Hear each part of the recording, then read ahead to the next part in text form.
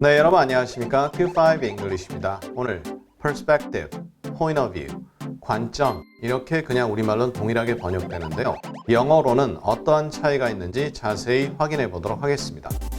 먼저 perspective라는 것은 spect, 보다가 있죠. per, 개인당.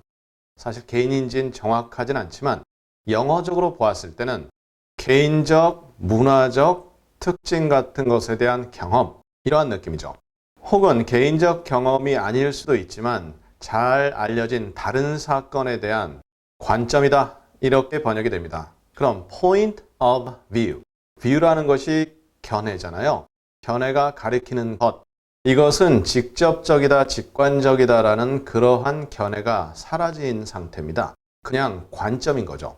과거, 현재, 미래 등의 어떤 관점을 그냥 제시하는 겁니다. 따라서 point of view는 상당히 객관적이라고 할 수 있습니다. 자, 그러면 이 두 단어가 들어간 예문들을 하나씩 나눠 보도록 하겠습니다. It puts things in perspective. put 뭐뭐뭐 in perspective죠. 그러면 어떤 것을 관점하에 둔다. 이것은 어떤 것을 볼 때 개인적 관점을 갖도록 그렇게 둔다. 그래서 어떤 것을 크게 보고 널리 보고 그렇게 만든다 라는 의미가 있죠. 혹은 we have to put this into perspective.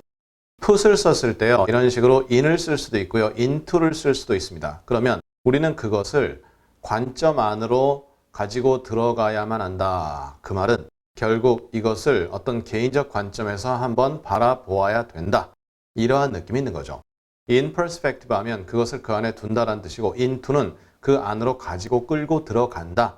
이렇게 의미가 전달이 되죠. 그래서 국어적으로는 사실 비슷한데요. 영어적으로는 느낌이 조금 다를 수 있습니다. 그 다음에요. How do you put those numbers in perspective? 어떻게 그 숫자들을 관점에서 볼까요? 이게 직역인데 큰 그림에서 보자면 이 수치들을 어떻게 보아야 할까요? 그러면 도대체 이게 어떤 의미죠? 코로나 확진자 수가 있습니다. 그런데 전체 직원 수가 있죠. 전체 직원 수 대비 코로나 확진자 이 수를 어떻게 보아야 할까요? 그러한 느낌이 되겠죠. 그 다음에요. You don't need a new year to have a new perspective.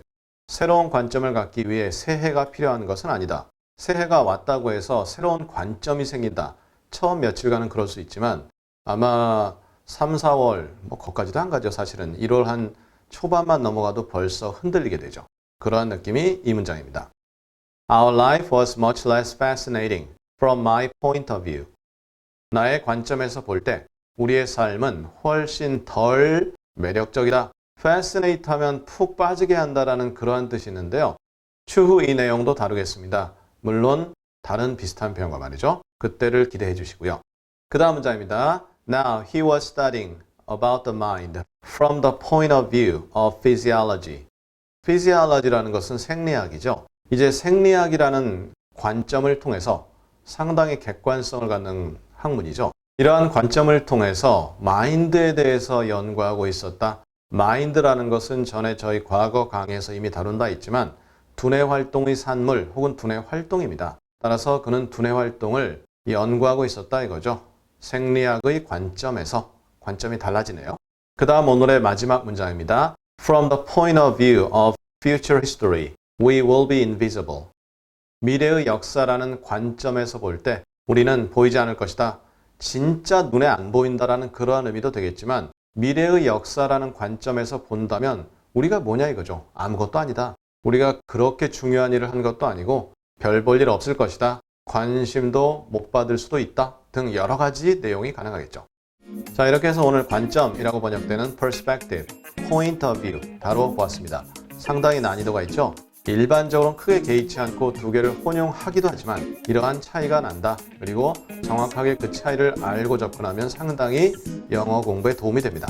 그러면 우리 다음 시간에는 outlook, standpoint 전부 역시 관점이라 번역되는데요. 어떠한 차이가 있는지 자세히 확인해 보도록 하겠습니다. 감사합니다.